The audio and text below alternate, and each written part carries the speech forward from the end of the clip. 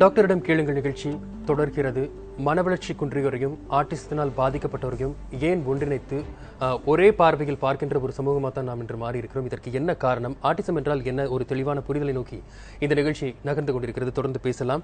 Doctor, சரியான நேரத்தில் இந்த குறைபாட்டை, ஆட்டிசம் குறைபாட்டை சரியான நேரத்தில் கண்டுபிடிச்சிட்டோம் அப்படின்னா கொடுக்கக்கூடிய சரியான சிகிச்சை முறைகளால் பெருமளவு முன்னேற்றம் ஏற்படுத்த முடியும் அவங்களுடைய பிஹேவியரில் அப்படின்னு சொல்லப்படுறது. எந்த அளவு சாத்தியம் டாக்டர்? அது ஆட்டிசமை பொறுத்த வரைக்கும் சிகிச்சை முறை எந்த வகையில் யூஸ்ஃபுல்லாக இருக்கும்னு நமக்கு தெரியாது. அது ஆட்டிசமையே பல வகையாக பிரிக்கலாம். அதாவது மைல்டு, மாட்ரேட், சிவியர் அப்படின்ட்டு. இந்த சிவியர் தான் நம்ம பர்வேசிவ் டெவலப்மெண்டல் டிஸார்டர், பிடிடி அப்படின்னு சொல்லுவோம். அதில் எல்லா வகையான பிரச்சனைகளும் உண்டு. அவங்களுக்கு எந்த சிகிச்சை கொடுத்தாலும் அவங்க டெவலப்மெண்ட் ரொம்ப ஸ்லோவாக தான் இருக்கும். ஆனால் இந்த மைல்டு ஆட்டிசம், அதாவது அஸ்பர்ஜர் சிண்ட்ரோம் அப்படின்னு சொல்கிறோம். இந்த அஸ்பர்ஜர் சிண்ட்ரோம் உள்ள குழந்தைங்களுக்கு ஒரு சில அறிவு வளர்ச்சிகள் ரொம்ப நல்லாயிருக்கும். அவங்க இந்த கம்ப்யூட்டர் ஸ்கில்ஸோ இல்லை மேத்ஸ் ஸ்கில்ஸோ, கணக்கில் புலியாக இருக்கலாம் அல்லது கம்ப்யூட்டரில் பிரமாதமாக செய்யலாம். ஓகே. ஸோ இவங்களுக்கு இந்த சோஷியல் ஸ்கில்ஸ் மட்டும்தான் குறைவாக இருக்கும்.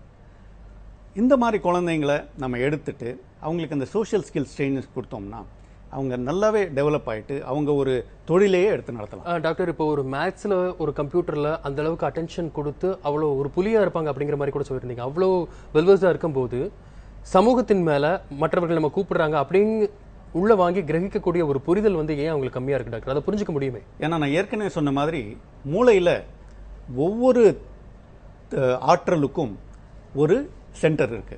அதாவது படிப்புக்கு ஒரு சென்டர், எல்லாமே தனித்தனி போர்ஷன், எழுத்துக்கு ஒரு சென்டர், இந்த நம்ம கம்யூனிகேஷனுக்கு ஒரு சென்டர், இந்த புரிஞ்சுக்கிறதுக்கு ஒரு சென்டர். ஸோ இந்த மாதிரி பல சென்டர்ஸ் இருக்கு. அந்த சென்டர்ஸோட வயரிங் எப்படி டெவலப் ஆகுது அப்படின்றத பொறுத்து தான் இந்த டெவலப்மெண்டல் ப்ராப்ளம் வரும். ஓகே டாக்டர், தொடர்ந்து பேசலாம். அடுத்ததாக சென்னையிலிருந்து சிராஜ் அழைத்திருக்கிறார். வணக்கம் சிராஜ், உங்கள் கேள்வி. வணக்கம் சார், குட் மார்னிங். வணக்கம். எனக்கு 9 இயர்ஸ் ஆகுது. சரி. ஆக்சுவலா மேக்ஸ் இந்த மாதிரி சார் சொன்ன மாதிரி மற்றதெல்லாம் நல்லா கான்சென்ட் பண்றான். சரி. ஆனா எதனா ஒண்ணு சொன்னா எதுவுமே செய்ய மாட்டேன்றான். ஒரு இது இல்லாம இருக்காரு சார், ஹைப்பர் ஆக்டிவிட்டிங்கிற மாதிரி சொன்னாங்க ஆக்சுவலா. சரி. அது எப்ப சார் அது கிளியர் ஆகும்? என்னென்ன பிஹேவியர்ல மாற்றங்கள் ஏற்படுது? பிஹேவியர்ல ஹைப்பரா இருக்கா சார். ஒரு இடத்துல உட்கார மாட்டேன்றான் ஆக்சுவலா. அப்படியே திருப்பி அப்படியே ஒரு இதாவே இருக்கிறான். சேர்ல உட்காந்தா கூட ஒரு இது இல்ல, கையை அப்படியே ஆட்டினே அப்படியே ஒரு இது இருக்குது. மற்றபடி எல்லாத்துலயும் டேலண்ட்லாம் இருக்கான், பழசுல நல்லா நாலேஜ்லாம் இருக்குது. ஓகே. பழைய இதெல்லாம் நல்லா பேசுறான், ரொம்ப நாளைக்குள்ளதெல்லாம் நல்லா ஞாபகமா வச்சிருக்கான். ஆனா எதுனா ஒரு இதுல டிவி பார்க்கணும், இந்த மாதிரி ஒரு இது டேப் கம்ப்யூட்டர் இந்த மாதிரி விளாடணும் அப்படிங்கிற ஒரு இதுல தான் இருக்கிறத தவிர மற்றபடி மற்றதெல்லாம் நல்லா ஆக்டிவா இருக்கான். மேக்ஸ் நல்லா பண்றான். சொன்னபடி கேட்கறதுல எல்லாம் எப்படி இருக்கிறாரு? சொன்னபடி கேட்கறதுல சொன்னபடி கேட்கறதுலாம் சில சமயத்தில் தான் சார் இந்த மாதிரி டிவி பார்த்துன்னு இருக்கும்போது அந்த இதுல அப்படி போயிடுறான் அப்படியே. சரி, ஓகே. தொடர்ந்து நிகழ்ச்சி பாருங்கள், அதற்கான ஆலோசனை பார்க்கலாம். டாக்டர், உங்களுடைய ஆலோசனை. இங்கே நான் சரியாக புரிஞ்சுக்கல அவர் சொல்கிறது. படிப்பில் நல்லா இருக்கான் அப்படின்றாரு, ஆனால் ஏதோ ஒரு காரியத்தை எடுத்தால் அதில் ஃபோக்கஸ் பண்ணலை, நாங்கள் சொல் பேச்சை கேட்கலைங்கிறாங்க. என்ன பிரச்சனைன்னு எனக்கு புரியல. ஹைப்பர் அப்படின்னு சொல்கிறாங்க அப்படிங்கிற மாதிரியும் சொல்கிறாரு. அதாவது இங்கே எதிர்பார்ப்பு பிரச்சனையா, பெற்றோரோட எதிர்பார்ப்பு பிரச்சனை நிறைய இருக்கு. அதாவது என் குழந்தை எல்லாமே செய்யணும், படிப்பில் புலியாக இருக்கணும், டென்னிஸில் கிங்காக இருக்கணும், டான்ஸில் சூப்பராக இருக்கணும், பாட்டில் பயங்கரமாக இருக்கணும், சொல் பேச்சை கேட்கணும். இதெல்லாம் நடக்கிற காரியமா? நடக்காது. ஒவ்வொருத்தரும் ஒவ்வொரு கேரக்டர் இருக்கும். ஸோ உங்கள் குழந்தையோட கேரக்டரை புரிஞ்சுட்டு அதுக்கேற்றா போல நம்ம செயல்படும். பட் இன்னொரு விஷயம் மென்ஷன் பண்ணாரு, ஒரு சேர்ல உட்காந்தா கூட ஒரு இயல்பா உட்கார முடியல, கையை ஆட்டுறான், துருனே இருக்கான் எப்பவுமே அப்படிங்கிற மாதிரி சொல்லி. அதனால என்ன பிரச்சனைன்னு நான் கேட்குறேன். ஓகே, அதனால என்ன பிரச்சனை? இல்ல டாக்டர், ஒரு பெற்றோரா இருக்கும்போது நம்மளுடைய பையன் இந்த மாதிரி இருக்கிறான், ஒரு 4 பிள்ளைகள் ஒரு சேர்ல உட்காரும் போது இவன் மட்டும் ஒரு ஆடிக்கிட்டே இருக்கிறான் அப்படிங்கும்போது அது ஒரு மாற்றம் அப்படின்னு நினைக்கிறதுல என்ன தவறு இருக்கும் டாக்டர்? அது மாற்றம், உங்க குழந்தையோட இயல்பு, அதை புரிஞ்சுக்குங்க. ஓகே, அவ்வளவுதான் நான் சொல்றது. அதை மாற்ற பார்க்காதீங்க. அது don't try to change it. அதை உங்க குழந்தையோட இயல்பு, அது போக போக அவனுக்கு புரியும். அவனுக்கு அந்த வயசு வரும்போது புரியும். என்ன வயசாச்சு? 9 வயசு தானே, 19 இல்லையே. அந்த வயசு வரும்போது அவனுக்கு புரியும். சரி டாக்டர், தொடர்ந்து பேசலாம். அடுத்ததாக மணிமங்கத்திலிருந்து காந்திமதி அழைத்திருக்கிறார். வணக்கம், உங்களுடைய கேள்வி. உங்களுடைய டிவி வால்யூம் லெஸ் பண்ணிட்டு உங்க கேள்வி கேளுங்கம்மா. நான் இங்க வெளியே வந்துட்டேன் சார். என்னோட பையன் பேர் ஜெயசூர்யா. அவனுக்கு அந்த மாதிரி ADHD ப்ராப்ளம் சொல்லிட்டு அவனுக்கு வந்து ஒரு 7 வயசு இருக்கும்போது நாங்க கண்டுபிடிச்சோம் அந்த ப்ராப்ளம் இருக்குன்னு சொல்லிட்டு. இப்ப என்னன்னா அதுக்காக ஒரு ஸ்பெஷல் ஸ்கூல்ல வந்து நார்மல் ஸ்கூல்ல 5th ஸ்டாண்டர்ட் வரைக்கும் படிச்சிட்டு இருந்தான். ஒரு CBSE ஸ்கூல்ல தான் படிச்சிட்டு இருந்தான். படிப்பு விஷயத்துல அவனுக்கு எந்த ப்ராப்ளமும் இல்லை. நீங்க சொல்ற மாதிரி மேத்ஸ்ல வந்து ரொம்ப அதிகமான அளவு நாலேஜ் இருக்கிற மாதிரி நானும் ஃபீல் பண்ணுவேன் மற்ற சப்ஜெக்டை விடவும். படிப்பு ரொம்ப நல்ல ஸ்டாண்டர்ட்னு சொல்லி பார்க்கும்போது A1 A2 கிரேட் எடுக்கிற அளவுக்கு ரொம்ப நல்லா தான் இருக்கான். ஆனா வந்துட்டு இந்த மாதிரி ஒரு பப்ளிக் பிளேஸ்ல அவனால உட்கார முடியாது, கரெக்டா இருந்துக்க தெரியாது, அந்த மாதிரி நிறைய ப்ராப்ளம்ஸ் இருக்கு. இப்ப அவன் வந்து அதுக்கான ஸ்பெஷல் ஸ்கூல்ல தான் படிச்சிட்டு இருக்கான். இப்ப அவன் வந்து நுங்கம்பாக்கத்துல வித்யாஞ்சலின்னு சொல்லிட்டு ஒரு ஸ்கூல் இருக்கு, அந்த ஸ்கூல்ல தான் படிச்சிட்டு இருக்கான் அவன். அவனுக்கு இன்னும் நான் மேற்கொண்டு என்ன செய்யணும், அவனை வந்து இப்ப வந்து அடுத்த அதே லெவல்ல அதே ஸ்கூல்லயே அடுத்த ஸ்டாண்டர்ட் கொண்டு போலாமா இல்ல வேற ஸ்கூல் கொண்டு போலாமாங்கிறது எனக்கு அவர் அந்த சார் கூட சொன்னாரு. இந்த NIOS சிஸ்டம் பத்தி எனக்கும் சொன்னாரு அவரு. நான் அது ஃபாலோ பண்றதா இல்ல எந்த ஸ்டேஜ்ல இப்ப அவனை நான் இது பண்ணிக்கிறது அப்படின்னு சொல்லிட்டு எனக்கு ஒரு ப்ராப்ளம் இருக்கு. மேஜரா என்னென்ன பிஹேவியர்ல மாறுபடுறாருமா மற்ற குழந்தைகளை விட? மேஜரா என்னென்ன பிஹேவியர்ல மேஜரா என்ன குழந்தைங்களுக்கா அவர் சொல்ற மாதிரி உட்கார முடியாது. ஒரு இடத்துல உட்காந்து அவனுக்கு ஒரு சாப்பிடுற நாளி ஒரு 10 நிமிஷம் கூட உட்காந்து அவனால உட்கார முடியாது சார், ஃபுல்லா உட்கார முடியாது. ஆனா கிளாஸ் ரூம்ல பாத்தீங்கன்னா கிளாஸ் ரூம்ல டீச்சர்ஸ் கூட யார் மத்தவங்க டிஸ்டர்ப் பண்ணாம இருக்கான். ஆனா ஆட்டோமேட்டிக்கா அவன் படிக்கிறத விடவும் அவன் சுத்தி வர இருக்கிறத நல்லா கேட்ச் பண்ணிக்கிறான். கேட்ச் பண்ணிக்கிற திறமையிலேயே அவனுக்கு வந்து நல்ல ஸ்டடிங்கிறது வந்து அவனுக்கு ப்ராப்ளமா இருந்ததே கிடையாது வரைக்கும். நான் இன்ன வரைக்கும் உட்கார வச்சு அவனுக்கு சொல்லி கொடுத்ததும் கிடையாது. அவனாவே தான் படிச்சுக்குவான் ஃபுல்லா. ஓகே, படிப்புல வந்து ரொம்பவே சுட்டியா தான் இருக்கிறார் அப்படின்னு சொல்லி நல்லாவே சுட்டியா இருக்கிற நல்ல ரேங்க் இருக்குது. அதுதான் எனக்கு அவனா அவன் வேற ஸ்கூல்ல இது பண்ணும்போது அவனை யாரும் அவனை வந்து ஃப்ரெண்ட்ஸா சேர்த்துக்க மாட்டேங்கிறாங்க அப்படிங்கறதுல எனக்கு ரொம்ப ப்ராப்ளம் இருக்குது. அவனும் ஃபேஸ் பண்றான் அந்த ப்ராப்ளத்தை. அதனால எதுக்கு அந்த ஸ்கூல்ல இருக்கணும்னு சொல்லி நான் இந்த மாதிரி ஸ்கூல்ல சேர்த்திருக்கேன். சரி மறுபடியும் நான் ஏற்கனவே சொன்ன மாதிரி இங்க இந்த குழந்தைக்கு படிப்பு நல்லா இருக்கு, ஆனா கொஞ்சம் துருதுருன்னு இருக்கான். ஸோ இது வந்து more of a social problem. இது வந்து எஜுகேஷனல் ப்ராப்ளம் இல்லை, இன்டெலிஜென்ஸ் ப்ராப்ளம் இல்லை. ஸ்பெஷல் ஸ்கூல்ல சேர்த்துருக்காங்க.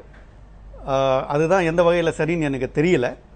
இந்த மாதிரி குழந்தைங்க நார்மல் ஸ்கூலில் தாராளமாக சேர்க்கலாம். ஏன்னா நல்ல படிப்பு வருதுங்கிறீங்க நீங்கள்.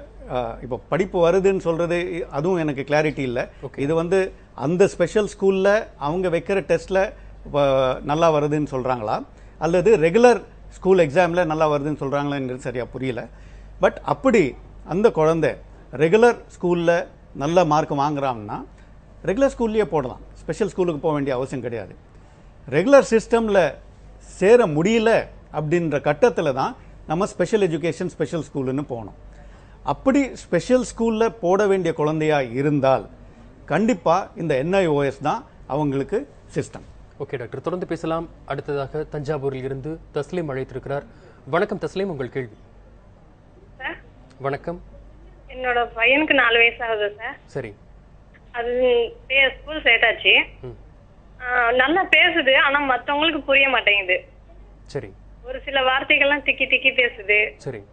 அதே மாதிரி விளையாடும் போது எல்லாரோடையும் சேர்ந்து விளையாட மாட்டேங்குது. உச்சரிப்பு எல்லாமே சரியா இருக்காமா? என்ன சார்? வார்த்தை உச்சரிப்பு எல்லாமே சரியா இருக்கா? அதெல்லாம் கரெக்டா இருக்கு சார். வேற என்னென்ன மாதிரியான வார்த்தைகள் எல்லாமே திக்கு திக்கி பேசுறாரு சொல்றீங்க? இந்த உட்காருன்றது உத்தாரு அப்படின்னு சொல்லுது. ஓகே. அது கிட்ட வாங்குறது ஒரு மாதிரியா சொல்லுது. சரி. ஆனா நம்ம ஒண்ணு சொன்னா அது ஒண்ணு சொல்லுது. ஓகே. அது மாதிரி பிள்ளைங்களோட விளையாடும் போது அடிச்சு விடுது, எல்லாரும் கூடயும் சேர்ந்து விளையாட மாட்டேங்குது. ஒரு மூர்க்கம் இருக்கு அப்படின்னு சொல்றீங்க? என்ன சார்? ஒரு மூர்க்கமா இருக்கிறாங்க அப்படின்னு சொல்றீங்க? ஆமா சார், ஆக்டிவா நல்லா இருக்கு. சரி. ஆனா அந்த விளையாடும் போது ஒரு ஒற்றுமை இல்ல பிள்ளைக்கு.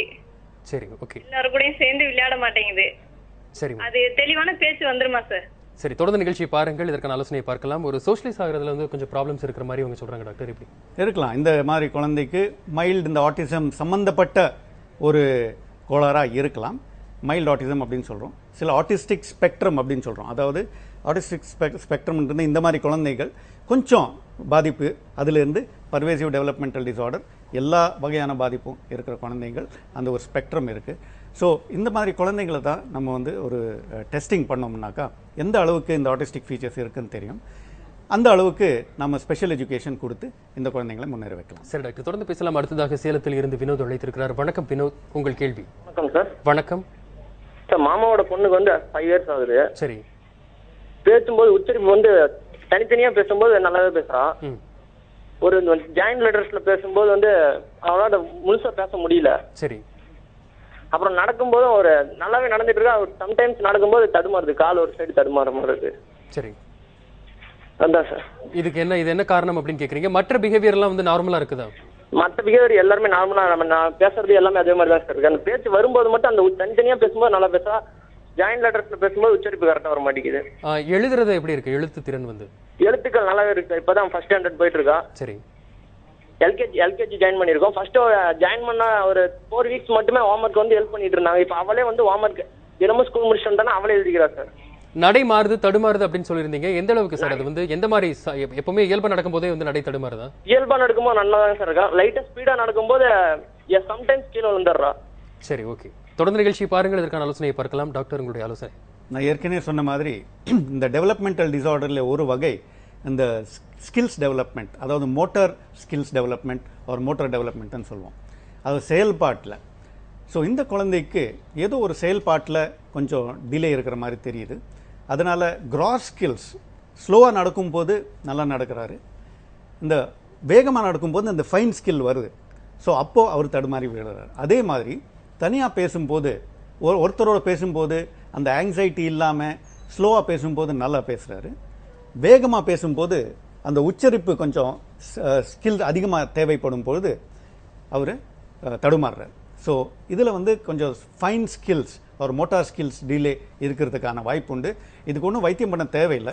அது போக போக இந்த டெவலப்மெண்ட் ஆகும். அநேகமாக ஒரு 18-20 வயசுல இவன் நார்மலாகிடுவாங்க. தொடர்ந்து பேசலாம் டாக்டர்.